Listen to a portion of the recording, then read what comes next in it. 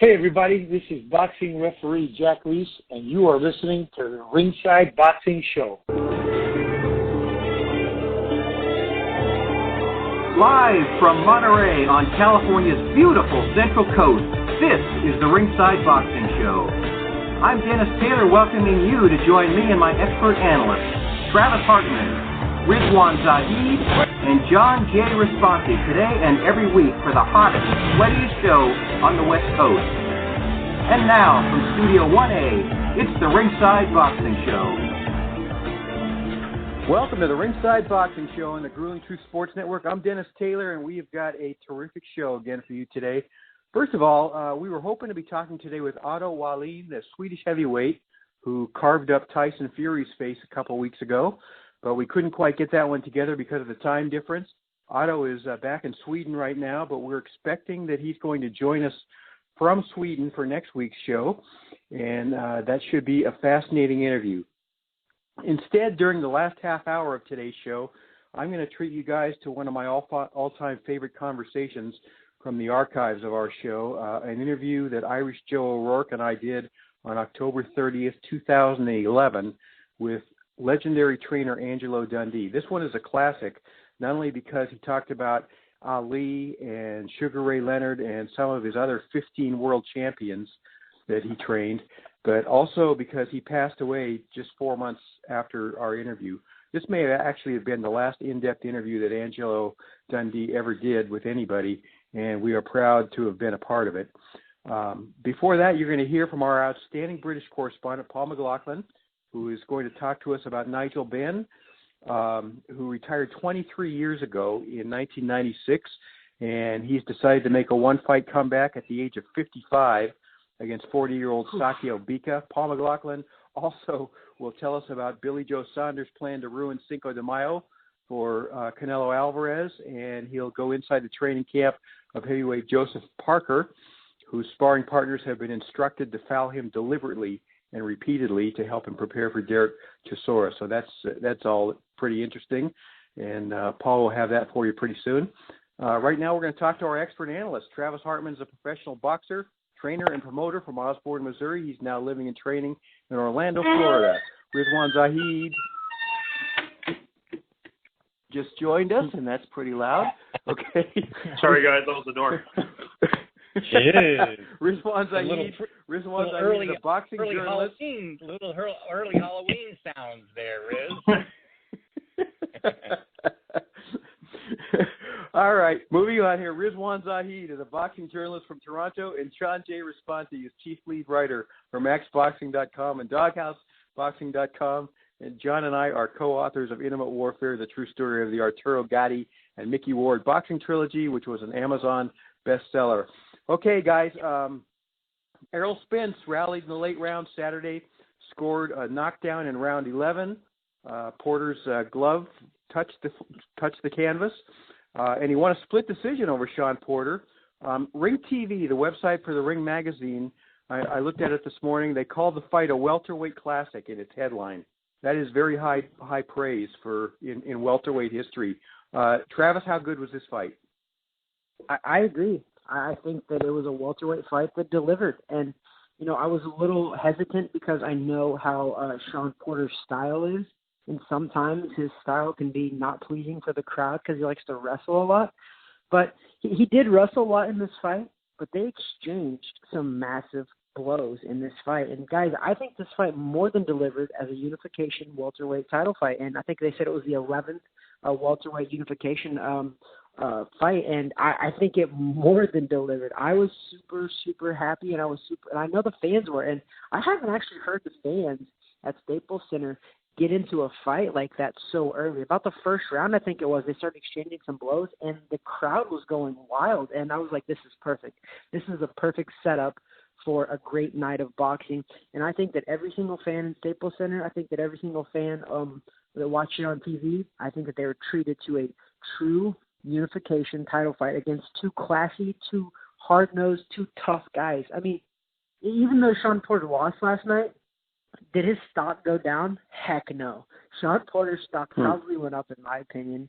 I just think the guy, he's just classy in defeat. He's classy in victory, and he's just one of the hardest nosed guys that's out there in the game. And think about it, he's fought all the top welterweights pretty much in the world already, and he's never been outclassed, and he's never been dominated by any fighter. In any of his losses, nobody has ever dominated Shawn Porter. And in my opinion, nobody ever will, because that, for one, that guy's conditioning and work ethic has to be phenomenal, because the way he wrestles with people and the way he just comes forward like a bulldog the entire fight, you have to be in phenomenal shape to do that.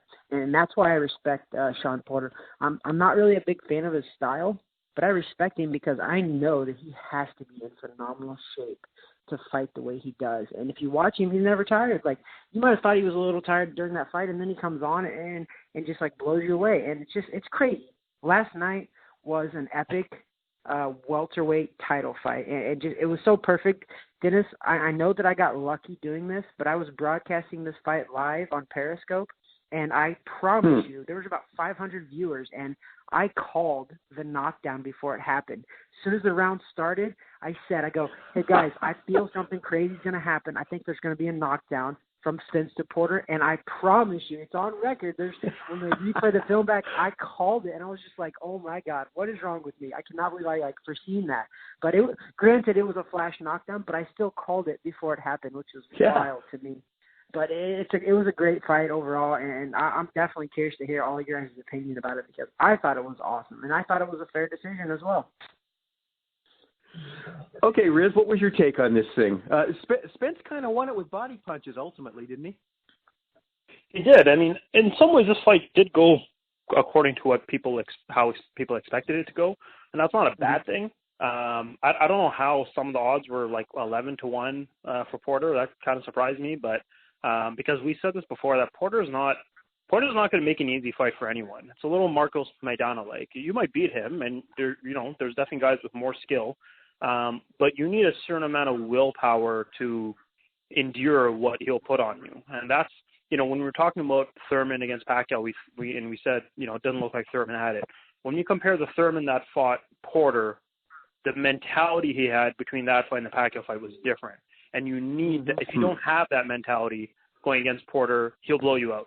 And we've seen guys that, not so much the tail end of their careers necessarily, but guys who don't have that same intensity who fight Porter, and they just can't deal with it. And especially when Porter's not old by any means, but especially when he was a little younger, those guys just couldn't endure what Porter was going to bring, even if they had a lot of skill.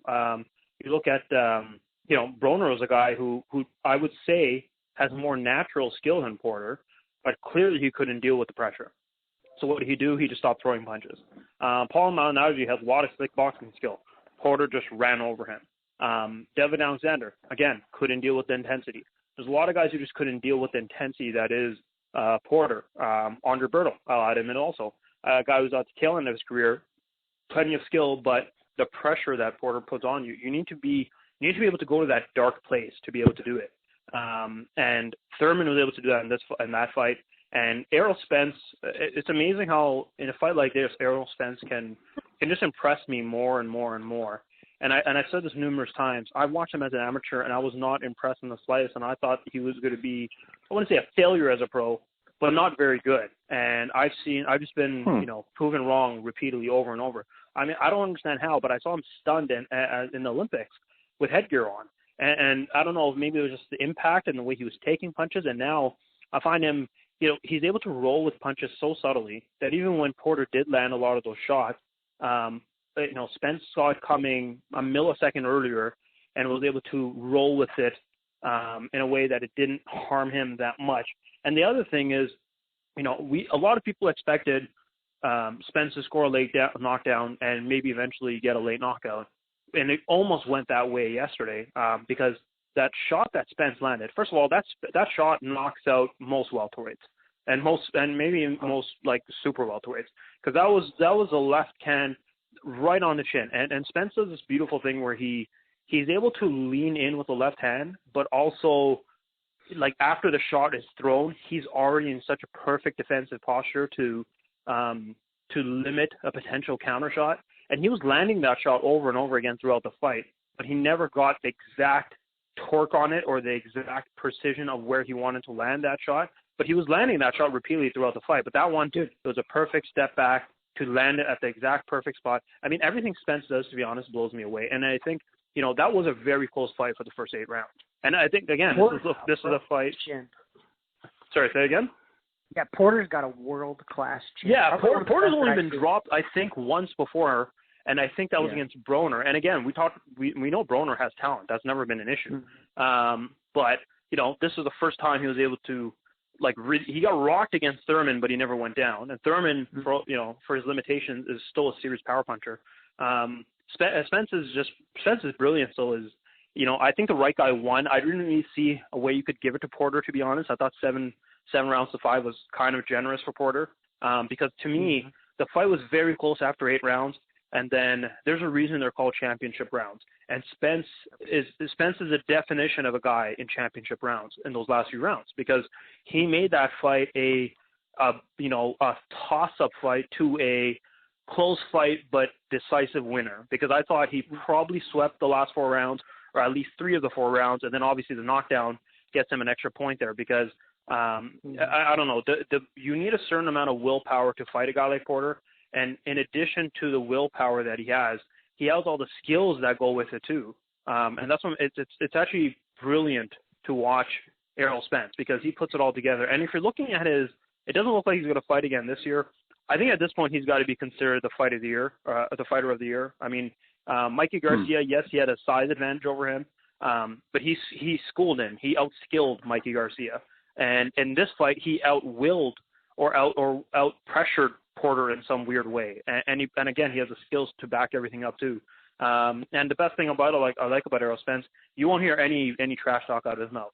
He'll just go there and he'll just let his skill show. And there's something really brilliant about the guy whose very subtle, quiet confidence, comes to fruition. Well, the way I look at it, it's almost, basketball fans who know Kawhi Leonard, a guy who doesn't really say a whole lot. He just says, I'm just going to go there, do my business, and you guys can judge me based on that.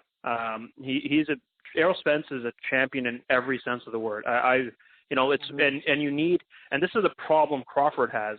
Crawford doesn't have a Porter or a Thurman or Mikey or anything like that to really bring out the best in him.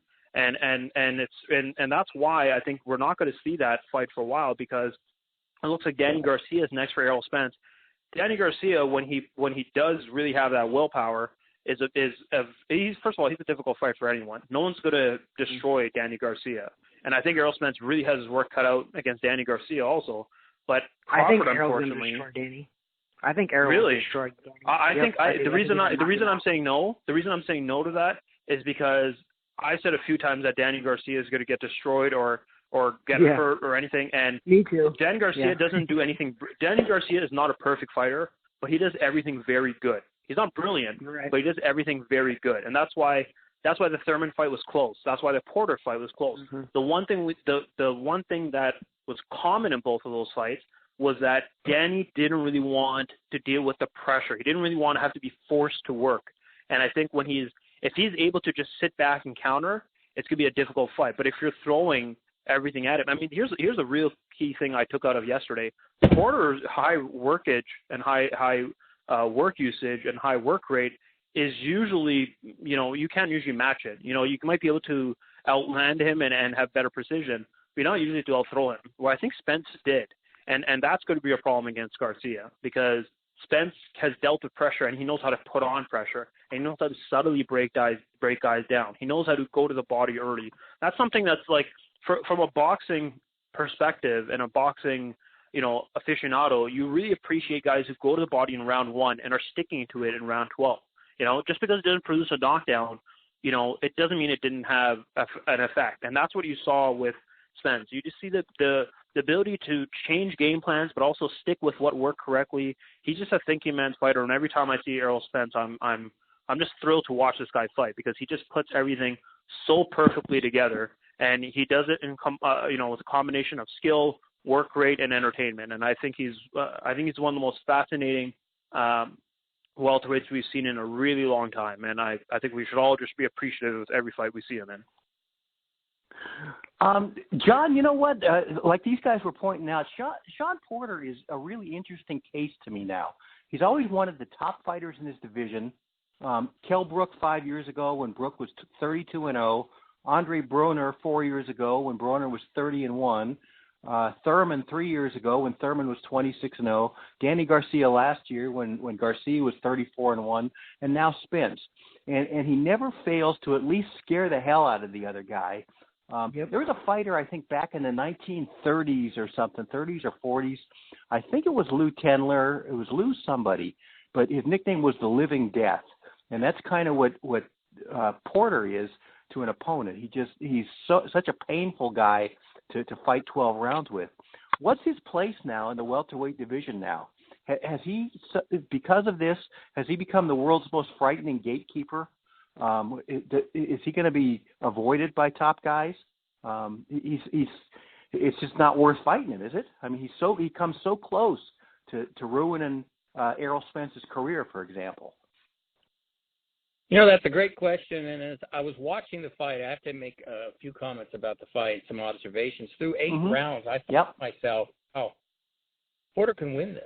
And I thought he could. I thought the 9-1, 10-1 odds were ridiculous. I said that in my article on Max Boxing. But I thought he's doing, as far as when I was watching, I was thinking to myself, wow, Sean Porter is fighting for him, for what he has, the perfect fight. He's physical, moving a little bit. He's keeping. Spence could not time him because he couldn't find a rhythm because Sean would do different things. You know, he'd rush in, he'd back out, he'd jab a little bit, he'd throw lead right hands. And this leads right into the answer to this. Is if I'm Sean Porter, I don't know if he asked himself this question, but I would be really disappointed because I would be thinking to myself, I don't really think that I could fight better than I did last night. I did everything that we worked on in camp. This man was in fantastic shape. And I think that's what happened, Dennis, was Spence basically just outlasted him, is how I see it. But Porter was the one who was exerting so much energy with the way he was fighting, and he always does. But in this fight, he was doing even more because he was mixing it up more than he has in the past. We saw it against Ugas where he tried to box. That's not really Sean Porter. Here he was doing a little bit of both, and it was phenomenal. He was just fighting a bigger, stronger guy who was also determined and hadn't been in as many wars, I think, as Sean. But this would be the question I would be asking myself. If I lose when I'm at the top of what I can present, what do I do? You know, where do I go? Spence is probably the best fighter. Well, he is. He's the best fighter in the welterweight division. I can fight other welterweight, but am I going to want to kill myself like I did for this fight and the disappointment that happened? So he's going to have to. If I'm him, I'm taking time off. I'm thinking about what I got to do because we've had them on our show a number of times, and they're just great people. And this has got to be a toughie for them because I think they need to go back, take a little rest, and think about what they're going to do. Sean doesn't have anything to prove. He could, as far as I'm concerned, he could call it a day right now. He doesn't have to fight anybody else. He's had a wonderful career, but he won't, I don't think. It's just that would be in the back of my mind.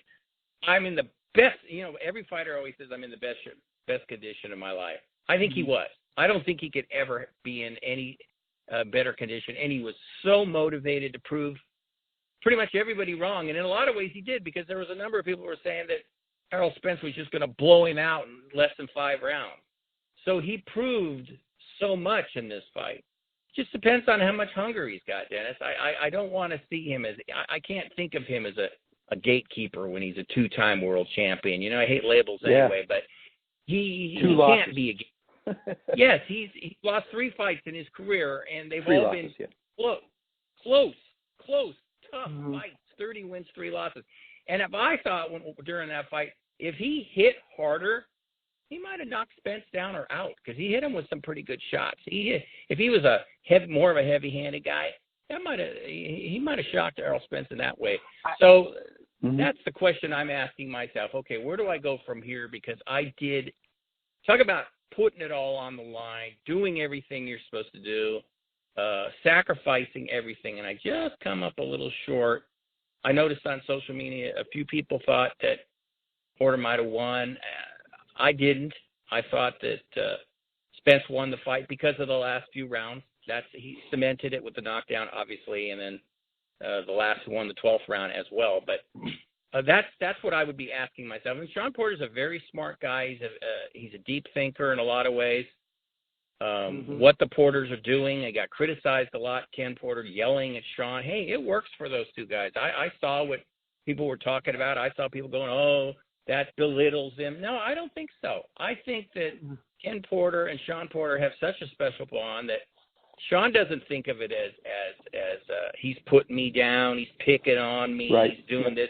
He loves them. There's no doubt about it. He's just trying to get them ready, right? He's trying to get them ready for war. And he said that. He goes, I can't be a nice guy during this. And I'll tell you this real fast. I saw Virgil Hunter and Andre Ward, two guys that were as close as anybody could be. And Virgil Hunter would get on Andre Ward, and Andre didn't like it. Sure. He wouldn't be like Shawn and just look at him. He would shake his head or mutter something under his breath. But the bottom line is he knew why Virgil Hunter was doing that. And that was the thing here. When Derek James said something about Kenny Porter putting down Shawn, I thought that was out of bounds. I didn't like that. I thought that was unfair. No one has really ever said anything before. This is the way Ken and Shawn have been the entire time that they've been in the boxing game. So they got a winning formula going. And but back to what I originally said, I just think that they got to think this out, though, because I'm not going to fight. I'm not going to drop down and fight somebody, some young kid coming up. If I'm going to stay in the game, I'm going to get another shot at somebody. And that might be a rematch down the road with Errol Spence. But Shawn is getting up there now, and he has to ask himself, like I said, am I willing to sacrifice again? But great performance by Errol Spence, showing why he's so strong and determined. But just an incredible performance in losing by Shawn Porter, just showing you that it isn't always about talent. You know, it's about grit and heart and determination in boxing. And he delivered. And that was a tremendous. I have to agree with Travis and Riz. That was a tremendous fight. I usually can write and watch while I'm going, but I was having a hard time because there was so much action going on, and it was so exciting, and the Staples Arena was going bonkers, and I just loved it. It was throwback time. It reminded me of some of the great old fights. So, yeah, just great show by Spence and Porter. Hey, Dennis, if I could respond real fast before we move on there. Yeah. I just wanted to respond to about where does Shawn Porter go after this. I mean, he lost a split decision, so I don't think that it's that it doesn't set him back far at all. I think that you're right, though. He was 100%.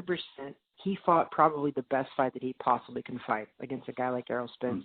But I don't see that as a bad thing, even though he lost. He lost a split decision, even though I thought it was a victory for Errol Spence, but he still lost a split decision. So this is where I think a lot of fighters go off key, is because they lose a really close fight like that, and then all of a sudden they think they need to change their entire game plan, they need to change their entire style, and they end up messing it completely up. I don't think Shawn Porter needs to change anything. I think if Shawn Porter and Errol Spence, fought 10 times, I think that Shawn Porter would beat him a couple of those times, because Errol Spence knows that he's got to go to a dark place, like Riz was saying. And it's true. You have to go to a dark place to be able to grind and grit through a Shawn Porter victory. And that's why I don't think Errol Spence will rematch Shawn Porter, is because he knows that he's probably only going to fight him once, because he knows that he got through a very, very tough fight and came away with a victory. But if they rematch, guys, I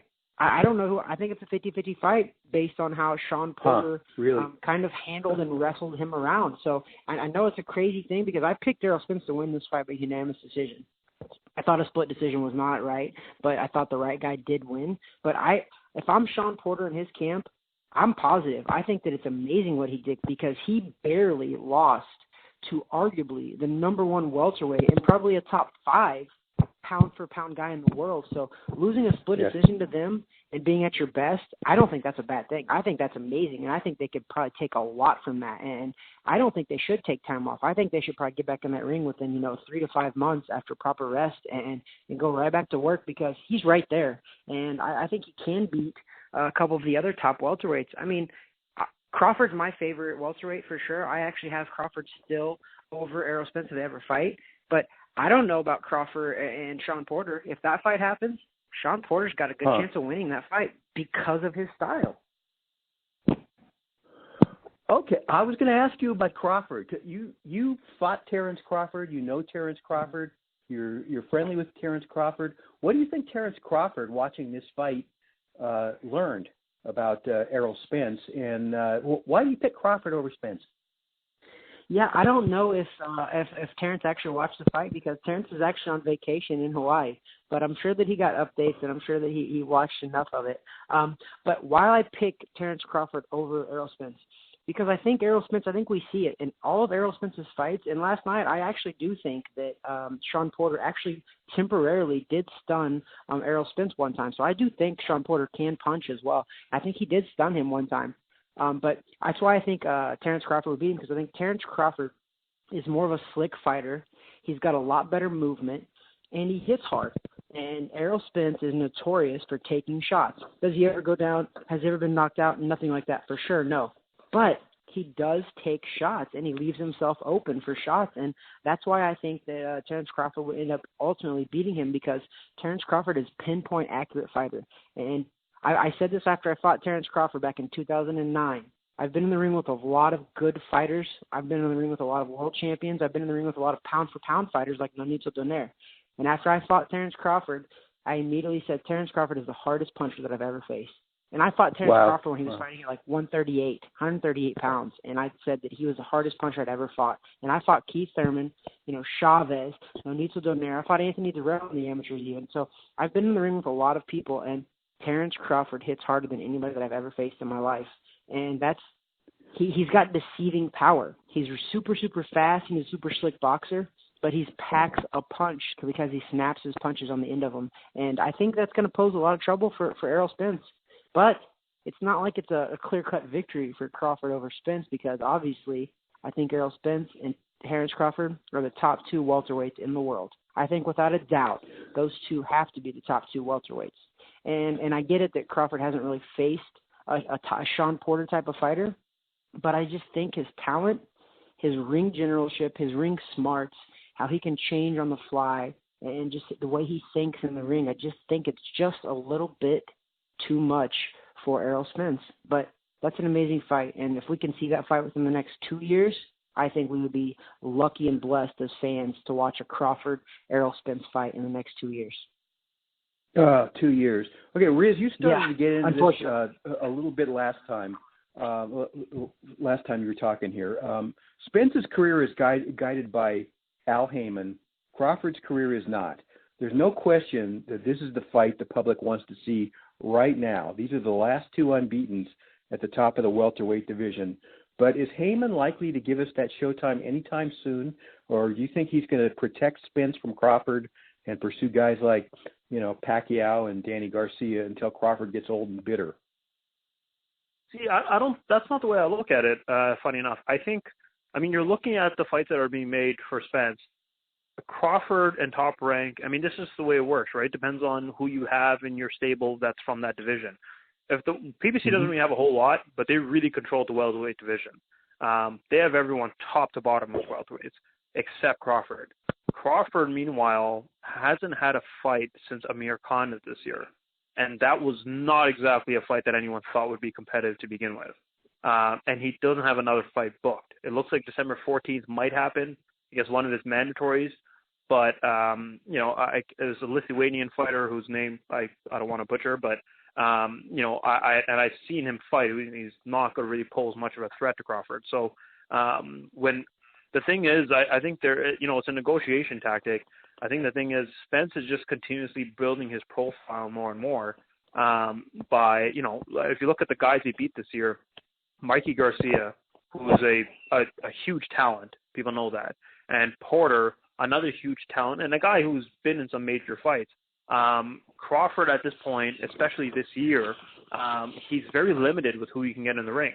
There were strong murmurs over the last 6 months that they really wanted Kell Brook, but I've also heard that, Crawford didn't want to fight him in England, which I understand, but, Errol Spence, been there, done that. Errol Spence went on the road and knocked out Kell Brook in England, which is just, that's something that very few fighters would even think of doing.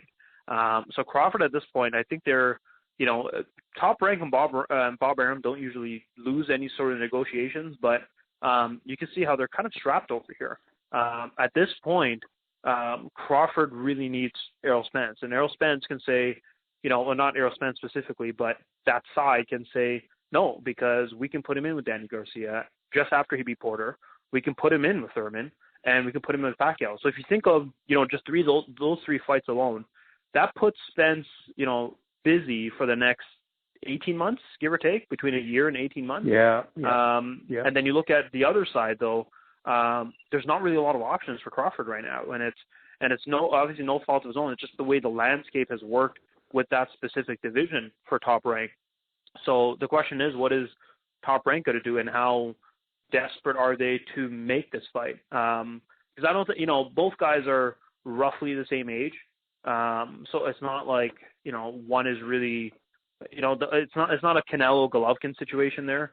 And I think that, at least with, it's not like Errol Spence is sitting on the other side and not fighting anyone, right? There's, he's been fighting top level guys. He's fighting the top guys in the division. Unfortunately for Crawford, he doesn't have access to that. And again, it's no fault of Crawford, but we're not able to see those brilliant championship moments yet. He keeps passing the eye test. We know how good he is, but we want to see him against those kind of guys. Again, and like Travis said, Porter and Crawford would be absolutely excellent, because we know Porter, what he can do. We know Porter's going to be rough for anyone, right? We know Crawford has that dog in him. So, and I wouldn't be surprised if Crawford even stops Porter. But what is the likelihood of that fight happening as well? Because I think Porter's in kind of an unfortunate situation where there's so many great welterweights, and he's kind of an A fighter in a room of A pluses almost, or he's kind of that middle A minus to A. And again, so he could be, I wouldn't say a gatekeeper, but he could be that guy where, he'll beat all the pretenders. All the guys who you think could be a good welterweight, if you put them in with Porter, they might not survive that test, right? The guys who do survive the test, these guys are something special. And even if Porter has a couple of close wins also, but again, it's, the other fighter, you had to go through some stuff. So I would love to see Crawford and Porter, because right now, none of the other guys I just mentioned, none of, Crawford's mandatories, or none of, or Kell Brook, if he is, Kell Brook hasn't fought in a while, and when he has fought, he hasn't looked anywhere near the same since he got in the ring with Spence. So none of these guys are really moving the needle for Crawford, and it doesn't really pique any interest for people who've seen Crawford, because you know how great Crawford is. It looks like Kell Brook is attempting to maybe make welterweight again. His last fight was at 150, so just to see if he can get down a couple more pounds. But he's I don't know. It's just it's gonna be difficult to see a guy like Crawford in with a guy like Kell Brook, who's 33 and is clearly well past it. Crawford's in a very, very difficult spot, and it's unfortunate because, again, we know you're only as good as your opponents in some ways, and that's just the landscape of how boxing works. If I just name off some of the top guys in that division: Terence Crawford, Errol Spence, Pacquiao, Porter, Garcia, Ugas, Thurman, Mikey Garcia. Of those 8 guys, only one is a non-PBC fighter, and that's Terence Crawford. So it's going to be really hard for him to move the needle and get in with a legit opponent at this point. Wow. John, you're welcome to share any tie up any loose ends on this fight, but I also wanted to ask you, what was your favorite fight on the undercard? Well, I'm an old sentimentalist, and old being the key word, and I was looking forward to Josecito Lopez and John Molina Jr. I wrote an article, quoted Shakespeare. I couldn't help it once more. As I said, basically about war. And that fight I was really looking forward to, but then it all ultimately did was sadden me because it didn't look like John Molina has anything left anymore. And he did in his last fight. He did in his last fight against Omar Figueroa, but he didn't look like he had anything, and he had a bad back before that. Maybe it was affecting him, but it's just that people were saying he looked shot, and I couldn't disagree. I mean, he could not get out of the way of the right hand, and he got clobbered. So a lot of times, it's not like John's defense was ever as key to his wins anyway. It was always about guts again, and that big right hand that he always packed. But I was also, on the other hand, the flip side, I was very happy for Josecito Lopez, who's another blood and guts warrior who since he's gotten with Robert Garcia, he looks better, and that's a tribute to Robert Garcia's trainer. Josecito's looked very sharp, as we saw against Thurman, and he's a different guy now than he did. He looked done a couple of years ago, and he's rebounded nicely, and he's still got some skills, obviously, and he looks sharp. He's in better shape than he was before, and he's loving it again. You can see his passion is all back now. But then back to John Molina, here I go again. I sound like a old whiny old lady here, but I just hope that John has somebody who tells him, look, you're 36, you're going to be 37 here in February. I think it's time. Fighters usually can see it, but that doesn't mean they want to admit it, and they want one more. But I just hope that he doesn't feel that way. I hope that he just says, okay, that's true. I've had a really good career, made a lot of money. Hey, John's got 2 daughters that adore him, and sometimes there are some things that are more important, and hopefully he does the right thing. And most importantly, back to the bottom line, which it always is about sports, is performance. He didn't look good in any way. I mean, he threw some pretty good right hands, and he did clip Josecito a few times, but it just was a disappointing in the sense that the way he fought against Omar Figueroa, you would have thought that he would have had more left, but he just didn't seem to have anything left in the tank, and that's always hard to see with anybody in any sport that you like, you admire. Again, John's somebody we've had on our show and talked to him a lot, and he's just such a down-to-earth guy. You just don't like to see it, and I didn't like that. It was a fight I was looking forward to. And then Benavidez, you asked me last week, and I said, well, Benavidez probably win, but I was giving Durrell a chance. Of course, then when I looked at it closer, I went, oh, God, Benavidez is going to win. And he's just strong and young and powerful, Benavidez. And Anthony Durrell is a dog, and he hung in as hard as he could. But back to your question, Dennis, I was looking forward to those old warriors going at it one more time. But again, it seems like when you have 2 guys that are older like that and one of them loses, you feel like, well, that's it. And I guess I didn't see Robert Guerrero's fight, but I've read some mixed things. I don't really know why he's still out in there. Somebody said he barely looks like a shell of his old self, and I'm sure that's true. But it's hard to walk away, and I understand that. So I just don't want to see anybody get hurt. That's the bottom line. But all the kudos to the Warriors, Josecito Lopez and John Molina. This is the Ringside Boxing Show from Monterey, California. I'm Dennis Taylor, and we're talking to our expert analysts, Travis Hartman, Rizwaan Zahid, John J. Raspanti. Travis, Ray Mancini said last week that if Canelo defeats Sergey Kovalev, he becomes an all-time great. First of all, has he reached that pinnacle already in your mind? And secondly, would a Kovalev victory push him into that stratosphere? That's high. That's the highest praise you can give a guy.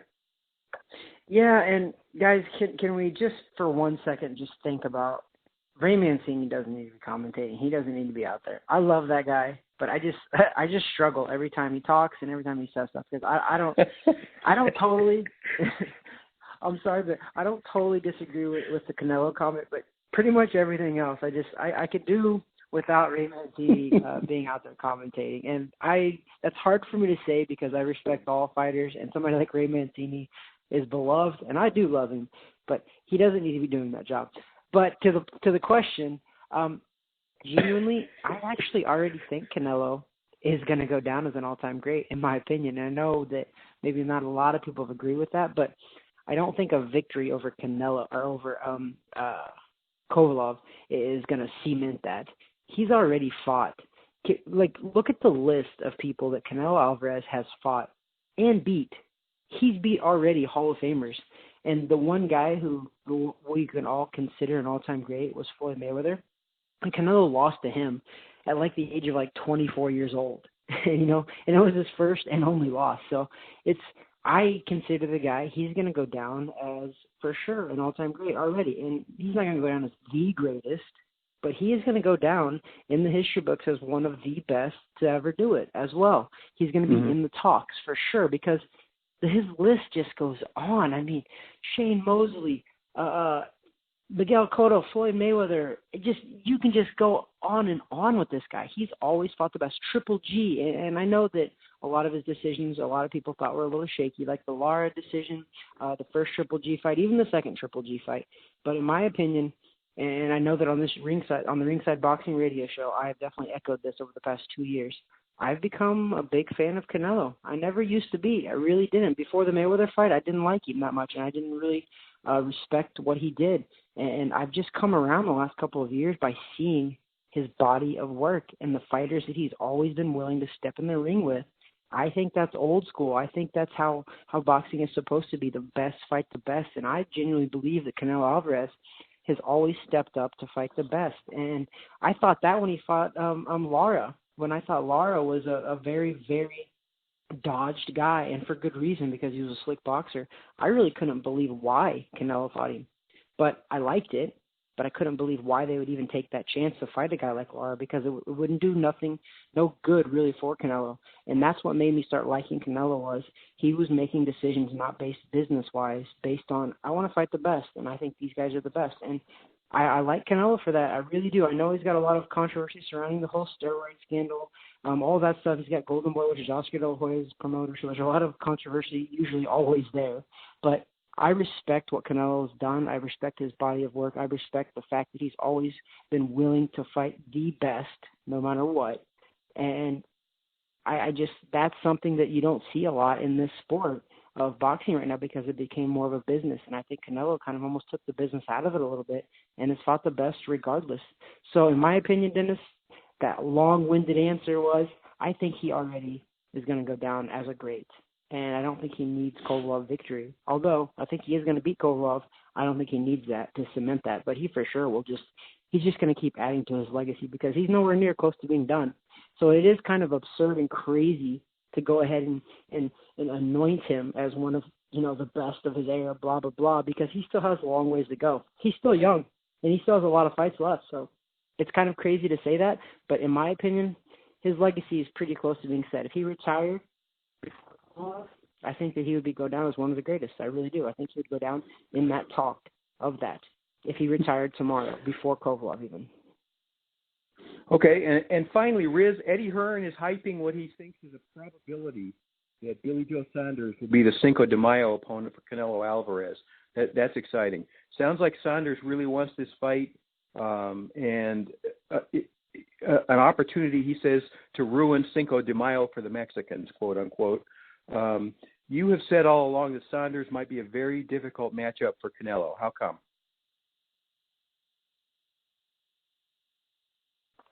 Still there?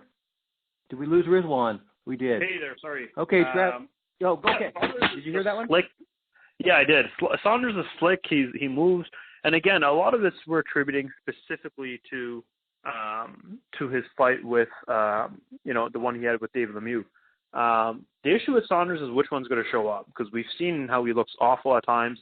But the one thing I've seen with Saunders is when it matters, he shows up. And I don't think he's going to take a fight with Canelo lightly. I don't think he took a fight with Lemieux lightly. I think he knew he was going on the road. He saw the dangers that Lemieux posed, but he did his training camp in Toronto, out of all places, which is not something a lot of people expected. It was kept pretty hush-hush too. But he just took himself out of all the distractions possible, and he put on one of the greatest clinics I've ever seen, and definitely the greatest clinic I've ever seen live in person. Because Lemieux was not. There's nothing Lemieux could have done in the ring that night. Yes, we know Canelo obviously has more skill and all those sort of things, but he hasn't really fought a boxer like that who moves since Lara, and Saunders has fought at 168 pounds, so Saunders has size too. I'm not saying he's a power puncher necessarily, but he knows how to use his size, and his punches have more leverage on them, and all those things create more space. I highly doubt they're going to be rushing to put Saunders. It's funny. It really, like I said, it really says something that Canelo wants to move up 2 weights to fight Kovalev rather than fight Saunders and rather than fighting Caleb Smith. They haven't mentioned Caleb Smith at all. There's a reason. There's a reason why they elect to go up 2 divisions to fight Kovalev, and clearly they see something, right? There's a clear reason why he's a 5-1 favorite, and why none of the other light heavyweights were mentioned at all. Specifically, Kovalev was. And again, I'm not saying they're cherry picking a light. I mean, it's still a light heavyweight after all. But there's a reason why he's elected to not fight Saunders or Demetrius Andrade for that matter, or Caleb Smith at 1 division higher, and we'll go up 2 divisions up to try to get to try to beat Kovalev. It says something. I don't know if we end up fighting. I don't know if we end up seeing Saunders and Canelo in May.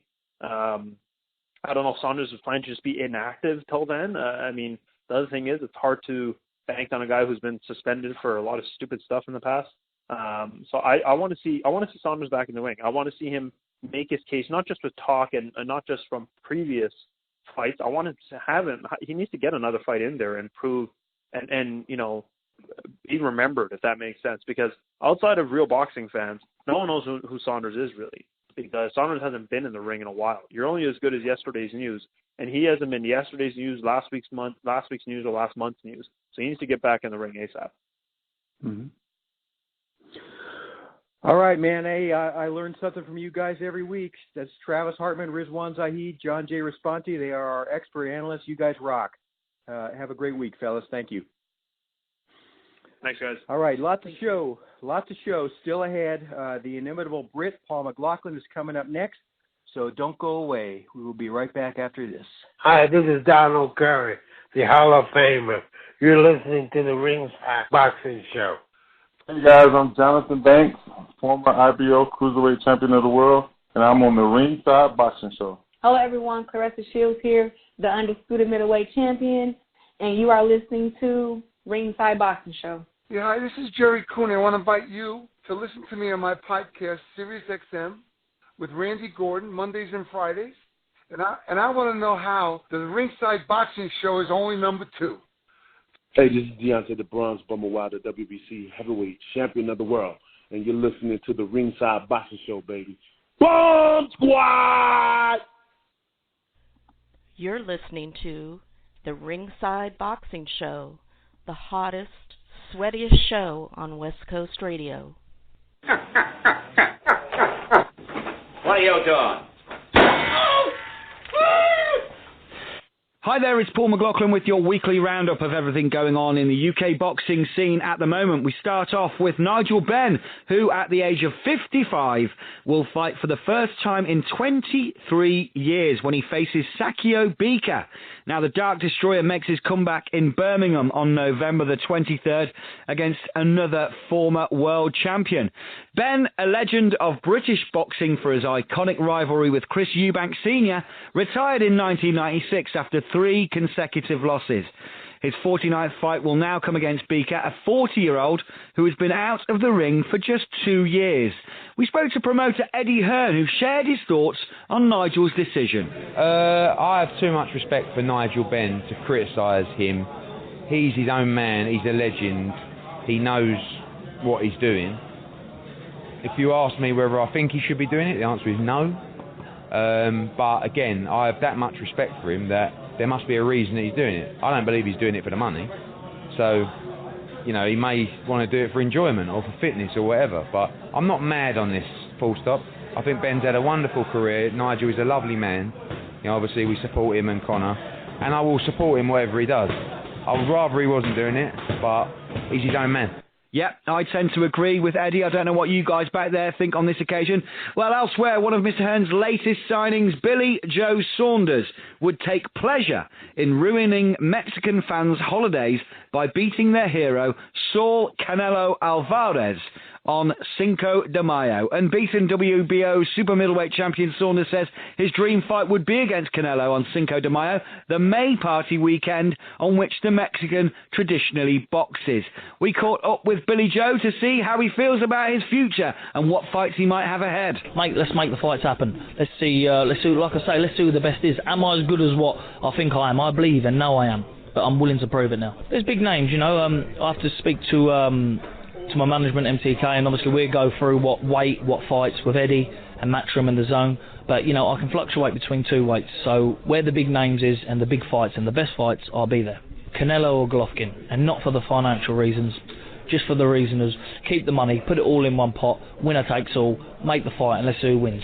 And finally, Joseph Parker's sparring partners have been urged to repeatedly foul the New Zealander as his team raised concerns about Derek Chisora's conduct in the O2 fight.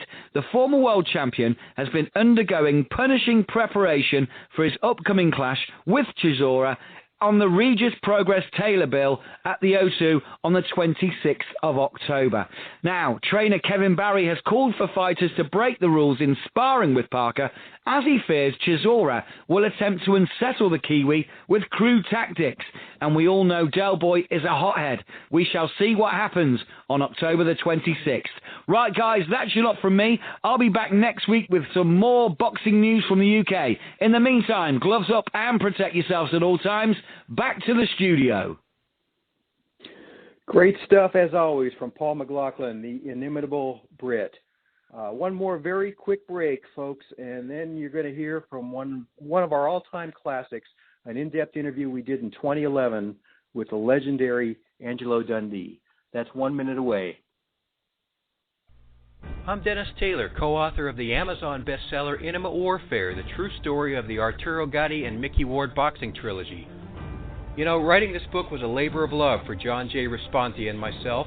We enjoyed every minute of the process and considered it a privilege to tell the tale of one of the most electrifying boxing trilogies in the history of this sport. Intimate Warfare traces the collision course of Arturo Gatti and Mickey Ward from their earliest days through their 3 epic fights, as well as the aftermath of this great rivalry, which culminated in one of the greatest friendships in boxing. Intimate Warfare has received a 4.5-star rating from readers and was endorsed by Hall of Famers Harold Letterman and Joe Cortez and 2-time Trainer of the Year Virgil Hunter. Our foreword was written by Ray Boom Boom Mancini, another one of the greatest blood and guts fighters of our time. Get your copy today at Amazon.com.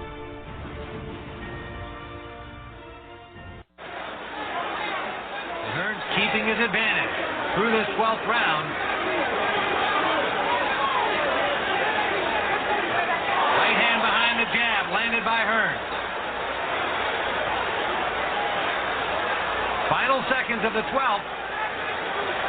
Another solid round for Tommy Hearns as we see it. Angelo Dundee has to be very concerned in the Leonard corner. You got 9 minutes. You're blowing it now, son. You're blowing it. Okay, put the ices back. Keep it there. Keep it there, Ray, baby, right there. Open your mouth wide. Let's go. Ray, you're going to fire. You're not firing.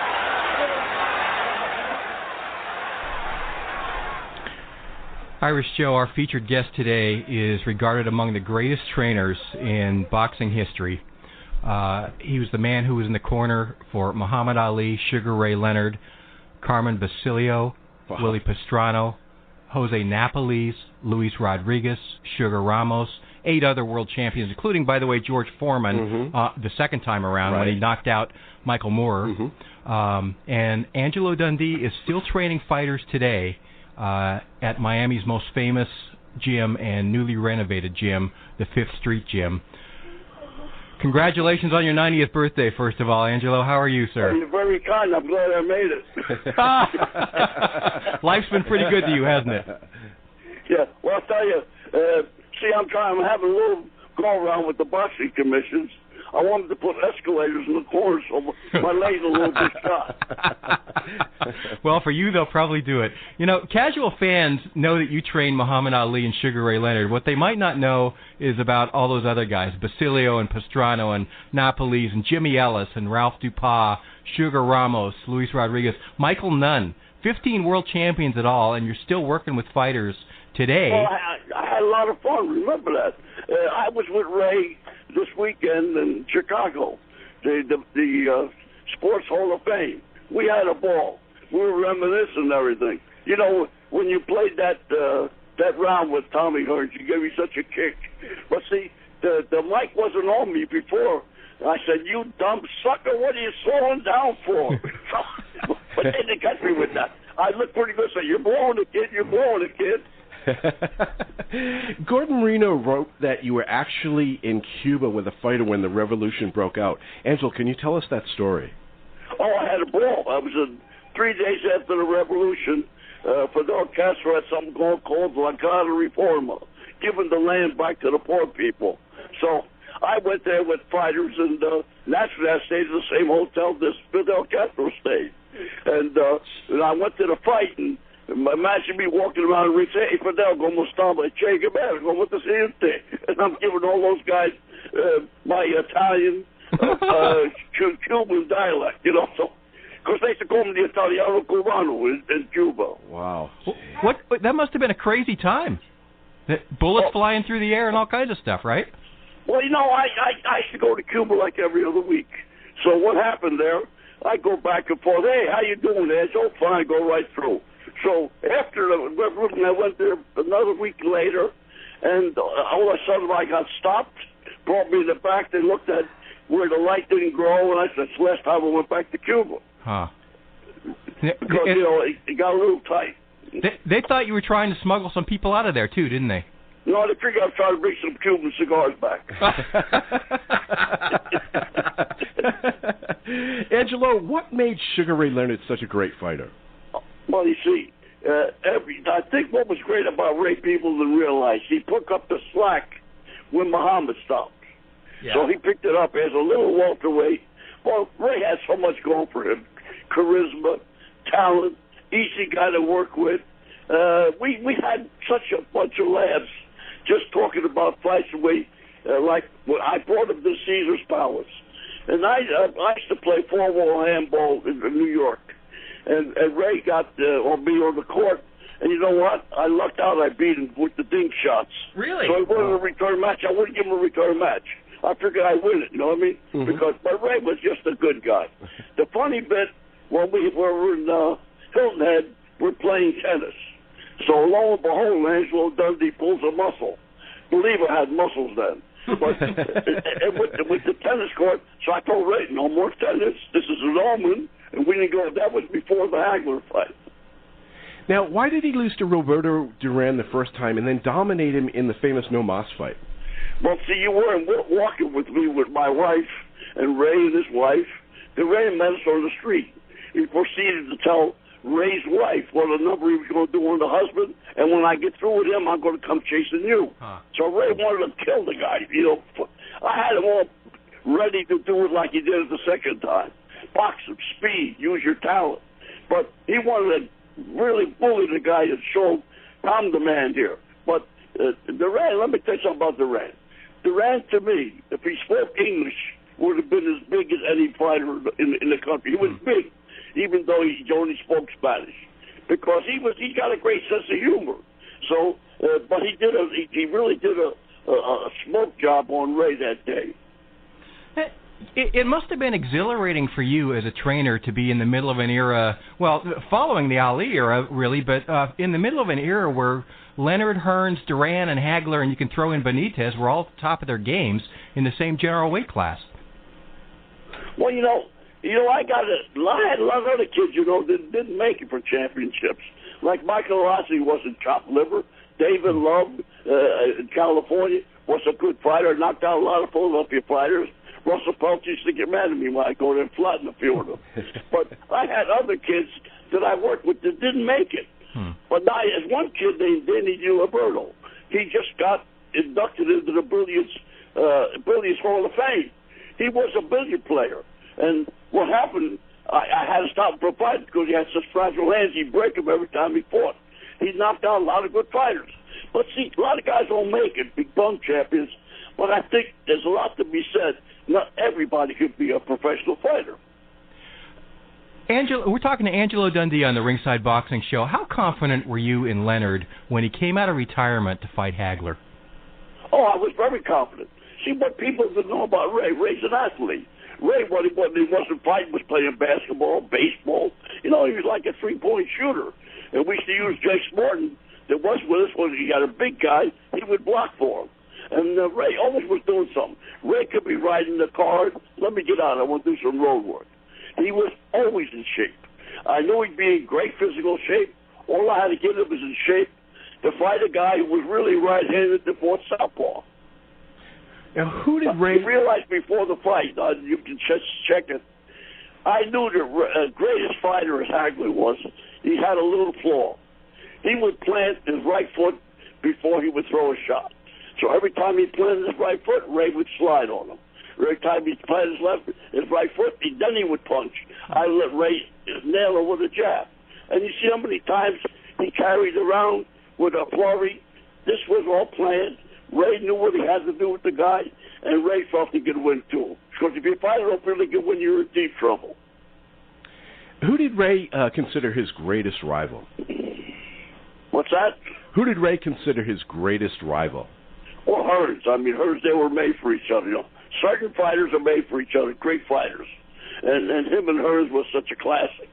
And we had a lot of fun doing that fight, too. Angelo, when you were working with a fighter like Ali or Leonard, did you have to put a lot of time into a game plan for a fighter, or were those guys just so good that you kind of trusted them to do their own thing when the bell rang? No. We discussed everything, the possibility of what could happen. When you got great fighters like that, they got their own idea what they think they can do. But what you do, you put your heads together and you talk. And Ray was a good listener. Muhammad was a listener. Different type of individuals, but they had that classic. They were so imbued with what they wanted to do. We talked it over. It was never a game plan, no charter, because these kids you got to get in their range because they're such good fighters. Hey, what am I going to do? Put a pair of trunks and win fight for them? I'm a coward. Angelo, which of your 15 champions worked hardest in the gym?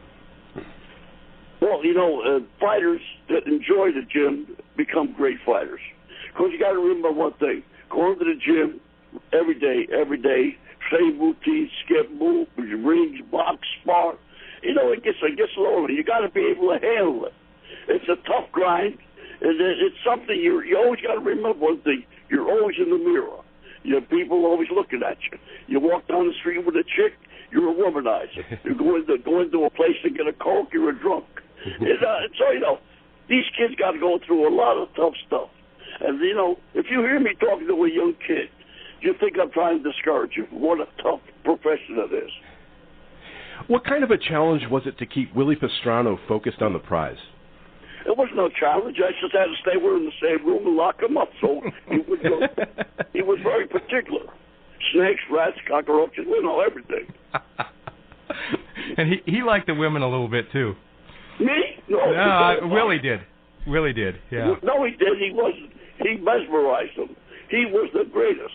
He would give him that look. I think he used to make his nose move like a rabbit. He was ready. How hard was it for you? How hard did women pursue Muhammad Ali? To what lengths did they go to get to him? Any good stories about that? Well, you got to remember when Muhammad was a kid, they thought he was a little bit gay because he was imbued to be the best fighter in the world, and he became that. Okay, but yeah, the chicks came after him. Was that a challenge for you? He would fend them off a little bit. He realized that you can't win. You got to be your guy. You got to pay attention to your profession. We're talking to Angelo Dundee. We're streaming worldwide right now on the Ringside Boxing Show from Monterey, California. Clay Lifton won Tell us about the liniment story on Liston's gloves. Did his corner do that on purpose? No, I don't think so. I really think that the Joe Polino, the cut man, had used Monsell solution on the cheekbone cut. Also, they were putting liniment on Liston's shoulder, which was supposed to have been injured. And I think either one of those caustic substance get on my kid's forehead, because both eyes were burning. I didn't wear glasses, then I put my pinky in my eye, it burned. And what I did, I washed it out, cleaned it out, and Ray poor Muhammad was beside himself. He says, cut the gloves off. I want to prove that it'll work this dirty work afoot. I said, wait a minute, can't fight without gloves, Muhammad, sit down. So, thank God, I gave one thing. I said, do me a favor. The bell rang, I said, run. And he ran for half a round. His eyes got clear and bang, world champion. Wow. Angelo, Ali Henry Cooper, what's the story of the ripped glove? The ripped glove, it was never ripped. It was torn in the seam. So when he got hit with that left hook from Henry Cooper, thank God he slid down the ropes. His eyes were bushy eyes. He was down, going down. When he banged on the canvas with his lower extremity, it broke him up. Came back to the corner. I had Chicky Ferrara working with me, God bless him. I let him handle it, ice in the lower extremities, patting him, and then I went and told the referee, that glove was torn. We need another glove. Well, they went back to the dressing room and asked the commissioner, no glove. Came back, the commissioner talked to the referee. I don't know how much time I had. I was looking to kill some time. So he come back and he says, Mr. Dundee, we don't have any gloves. That's all right. I said, we'll use these. I never took them off.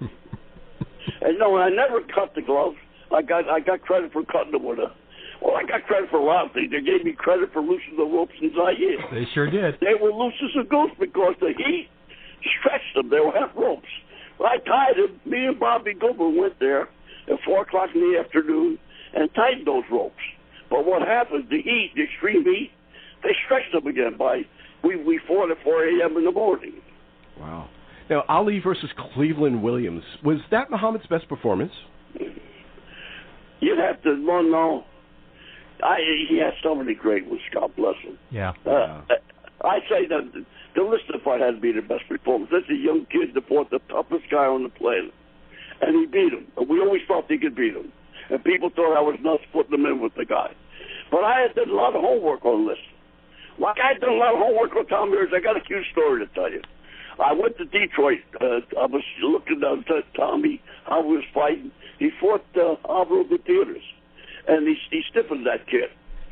What happened? He caught him cold and stiffened him. So newspaper men jumped on me. Hey, when are you going to make that fight with Ray Leonard? What do you mean when I'm going to make the fight? I said, I haven't seen enough. He keeps knocking people out. Wow.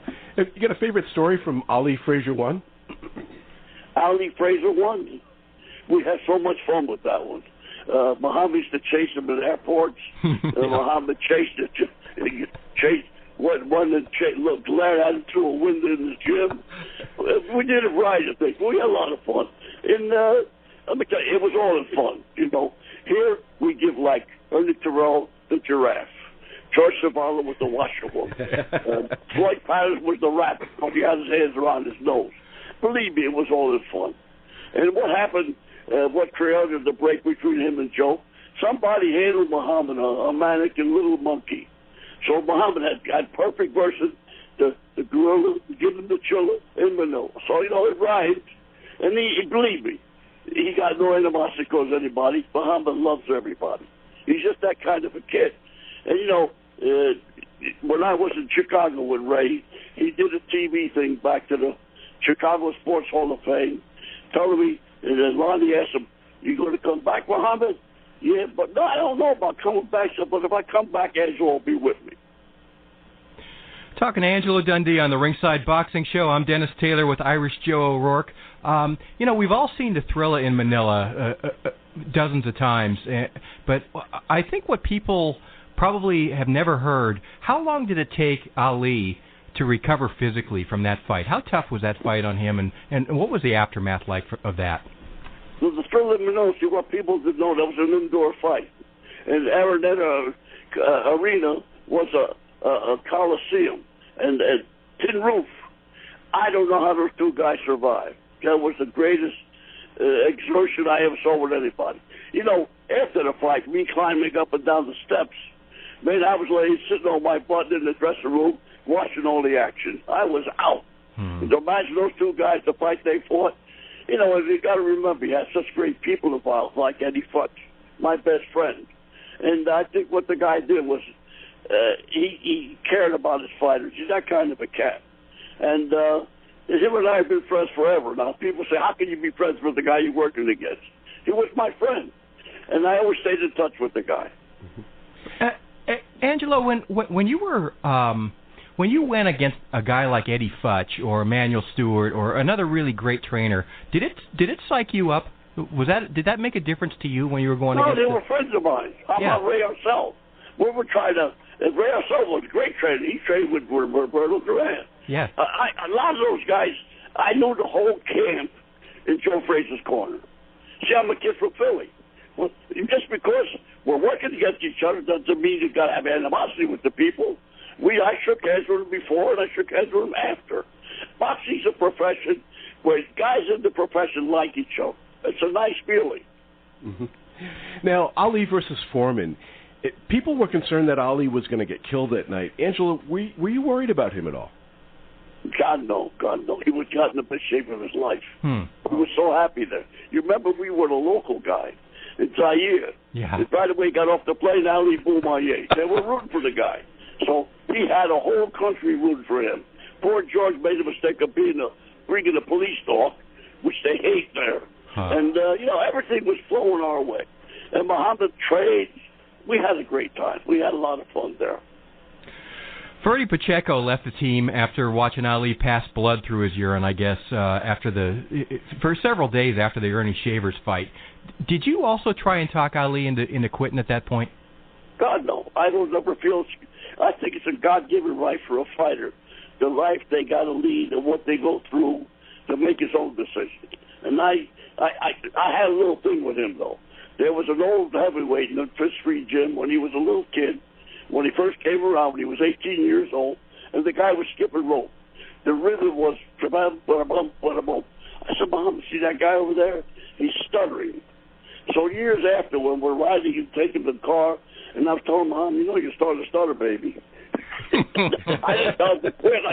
Just a stutter job. What effect did the Leon Spinks loss have on Muhammad Ali? I couldn't convince him to get serious. Yeah. Oh, the guy was said, "Fight going to beat me. You crazy?" He said, No, Muhammad, this guy's a tough guy. I seen him fight his first 4-round fight, got out of a cab with a lady, took a slug of whiskey. I said, that's a tough guy, Muhammad. Was that... afterwards, though, did that change Ali? Did that change his approach at all? The second time he fought him, he knew he had a guy in front of him, so he got himself in shape. See, if you don't get the guy mentally in shape, you're not going to get him ready. I don't think all the physical condition could lick that. You got to get him ready to know he's in for a tough night. Now, Ali against Larry Holmes must have been a nightmare for you as a cornerman. It was a heartbreaker, but the reason I stopped it, see, Muhammad in all his fights, remember, he would always suck it up, bring something back to win. But there was nothing to suck up. The tackle went dry. He had taken those thyroid pills. I thought he was taking vitamins. That didn't help either. But what happened, happened. What's done is done. And listen, Muhammad Ali gets more out of a wink than the fighter could do with a whole recitation.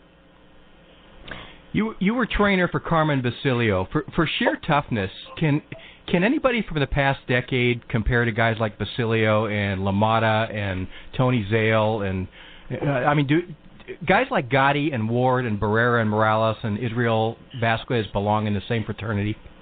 Well, see, they belong in the same fraternity, and we'll always you realize one thing: there's no two alike. All the names you mentioned, there's no way to say they fought like so and so. That was a misconception. Every fighter had their own distinctive style. Well, how about, did you ever think you would see a kid from Mexico as a premier boxer? They were club fighters before. Yeah. Tough guys. I met all the Mexicans, you're going to crack up, in Cuba. they used to bring them over as opponents for the Cubans. And I used to work against all those guys. And I met all the great managers and trainers from Mexico who became friends of mine. Now, the last time you were on our show, you told us you were the one who wrote all of Ali's poetry. Were they bad? Angelo, is that a true story, or were you pulling our leg? It's true. The poetry was me. I was a rhymer from way back, a South Philly kid who knew how to rhyme, that's all. And Muhammad would like it, he would use it. But no, it was pretty bad. But coming from a good-looking guy like him instead of a midget like me, it was different. You know what? I thought it was pretty damn great poetry. Yeah. Pretty good. No, it was bad. You know what? But to float like a butterfly, sting like a roach, I mean sting like a bee, that was Drew Brown. Hey, you mentioned earlier this week that a movie about Roberto Duran is in the works. Can you tell us a little bit about that? Well, I think, to me, Roberto Duran, if he spoke English, would have been top level. He'd have been a Muhammad. But the guy was great enough not even speaking English and in Spanish. He's a great guy, you know. And I got very friendly with him and his son. We were making appearances together. He's a remarkable fighter and a great guy, and he's doing fine right now. He's retired. How's Ali doing now? Ali's a happy guy. Ali got Parkinson's. I felt when he got it, he's going to lick it. I swear to God, because he licked everything else. But God, no. We got to find a cure for that. Angelo, what kind of a guy was Drew Bundini Brown, and what did he mean? Drew Brown was the funniest guy alive. I went to a press conference in New York with him. He scared half the press guys, like he's going to throw them out windows with that quick rhetoric. Man, the mothership, you know, and stuff like that. He scared the heck out of those newspaper guys. But Drew Brown was a nice guy. You know, then when Muhammad came down with training to listen, said, Angelo, I'm bringing Drew Brown down here. I said, what for? He makes me laugh. I said, okay, as long as you're happy. That was it. Was that his role with Muhammad? What was his role with Muhammad? What did he mean to the entourage? He was a friend. Muhammad loved everybody. You know, we had guys in camp. They used to call him an entourage. But see, this was not true. All the guys in the camp generated Muhammad. No fighter could do that. Fighters can contain that. The more around, the worse they handle people. So Muhammad, they used to charge his battery for God. He loved those guys. Talking to Angelo Dundee on the Ringside Boxing Show. You trained Michael Nunn. What's the story of that guy? He's in prison now. Tell us about him. Greatest southpaw around. And there you go. There's always somebody out there can lick you. He fought a guy one night. The guy hit with a left hook in close. Willing to fight easy. This happens. How about tell us the story of Foreman and Well, Foreman and Moore, George Foreman that fought when he came back was a better fighter than the young Foreman. He was a home run hitter. The one that came back was steady. He fighting would grind you down. And when he came back to the corner, you notice the way he used to bend down because he didn't want nobody to hear what we were saying. All I said was, I think this guy's getting ready for a sucker shot. And he set him up for the sucker shot with the jab, pulled a little bit, boom, the right hand went in. So that was it. And he deserved to be world champion. He's a great guy. Let me tell you, he got the secret how to train an old body. So any old body wants to fight, talk to George, he'll help you out. Angelo, what's going on at the 5th Street Gym lately? Well, they reopened it, thank God. I think it's a blessing for me because I always felt they never should have torn it down. They should have used it as a model for Miami Beach because it's on the same spot, but it's on the first floor. It's a 5th Street Gym, and I'm proud. My brother Chris and I opened that gym, but they never should have torn it down, even with the termites in it. Now, you're training a woman there, Christina Swanson. Is that correct? Oh, yes, she's fine. She's fighting next week here in Tampa. And I got a couple other kids on the show. And by the way, I'm working on the heavyweight, so look out.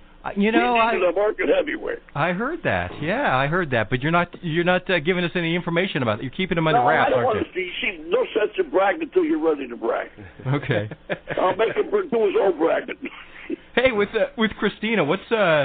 What's the difference between working with a female as opposed to a male? Did the corners smell better or anything? No, she's a fireman, number one. See, you got to think the background. Why a girl? This girl's a fireman. She donates her purses to the fireman's fund. I get the firemen coming.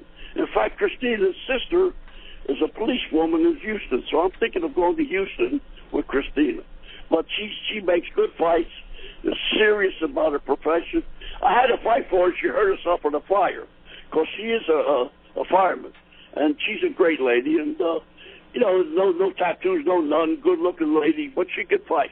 And I'm sort of proud of her. It was my first adventure with a girl boxer. And now listen, I'm working with amateurs too now, because we want to get a good Olympic team. Because if we get a good Olympic team, we'll get fighters coming out of the Olympics that are going to be giving the fans good fights for a change. Angelo, what kind of a guy was Norman Mailer? Oh, Norman was a nice guy. Just, hey, all those guys were nice guys. As long as they were right in boxing, I loved them. What did you think of Cosell? Cosell was the best. I made the marriage between him and Muhammad. I knew it would be a great one. I had a Willie fight in the Madison Square Garden. I did a 2-minute piece with Howard on ABC, and I watched this guy. No monitor, no notes, no nothing. Everything in his head. All the baseball scores, how many hits, how many errors, plus talk about the fight. I knew right away this guy was genius, and that's what he was. Besides, he was my friend. How about what he said about me on TV? If I ever had someone to be a fighter, he wouldn't be a fighter. But if he wanted to be a fighter, the only guy would handle would be Angelo Dundee. Now, where do you buy that? He was a great guy. He was my friend. Angelo, how'd you get hooked up with Ray Arcel and Chicky Ferreira and those guys, your mentors as a young man? Well, they were my teachers. See, I came back from Europe. I had the honor of meeting Joe Louis, Marcel Cerdan, Ray Famechon. I used to go to USA tournaments. Chris Northern, USO guy. So I went. Look, Chris, only argument I ever had my brother Chris might tell somebody he was 15 years older than me. I was the youngest of 5 brothers. So Chris, you never said that. I'm 39. So, okay, I'm sorry, Chris. That's the only beef I had with my brother Chris. Chris was a great guy, great promoter, a great human being. Everybody loved my brother because he knew what he was doing. He knew how to promote. He used to promote fights at the Miami Beach Auditorium. No TV every Tuesday. This guy can really promote. But I'll tell you, I'm a fortunate human being that Joe Louis and I were friends from 44. I met him. He's such a good guy. What a great name. What a great human being. So I'm blessed. I've met a lot of nice people in my profession.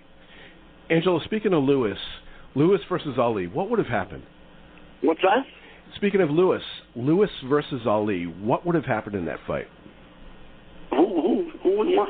Joe Louis. Who's fighting Muhammad? Joe Louis. Oh, no, forget. I don't make those kind of... Style-wise, he would have beat Joe Louis. I wouldn't say he would beat Joe Louis style-wise. See, styles make fights, and that'll be like that for the rest of our lives.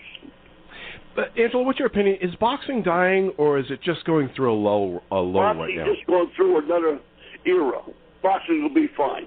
All we need is a little kid in every little town, any little ballywick, and let the fans get excited. The fans have to know the fighters. That's the trouble. See, I speak Spanish, I speak bad Italian, bad English. So the thing is, I don't want to learn Russian. I'm having trouble. And we got to find a big guy to kick those 2 brothers. The better fighter of the 2 brothers that they use the old guy with that long left hand sticking out. Yeah. About 1 minute left with Angelo Dundee. Who among the current crop of fighters, who excites you today? Who would you pay to watch? Well, you got to. What's with the excitement? Everybody wants to see Mayweather fight Pac-Man. And this is the fight. This guy, everybody juiced up. But this guy Martinez, he chopped liver. We got guys around there. If we match them together and give the fans what they're worth, I want to see Mayweather fight Pac-Man. The fight belongs. The public deserves that fight. Yeah. And if I see Mayweather, I will tell him to his face, he deserves to do that for us, for the fight fans. Hey, man, it's always a pleasure. Last time you were on the show was 1 year ago, almost 1 year ago today. You were passing out Halloween candy when you were on our show. Remember that? I think I told you I want a return match. I can have a return match for you anytime, but thank you for having me. Okay, it's our honor. The great Angelo Dundee. Thank you very much.